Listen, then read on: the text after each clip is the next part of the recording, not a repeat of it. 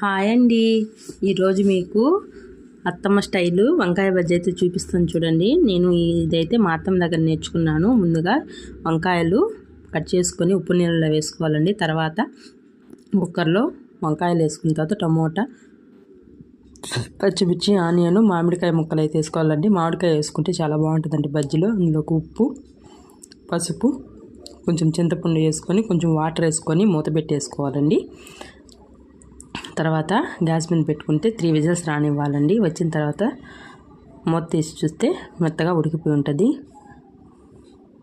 పప్పు గుత్తితో మెత్తగా ఇలాగా మ్యాష్ చేసుకొని పక్కన పెట్టుకొని పోపు పెట్టేసుకుంటే వంకాయ బజ్జీ రెడీ అయిపోద్దండి. సింపుల్గా చేసేసుకోవచ్చు. అయితే టేస్ట్ చాలా బాగుంటుంది.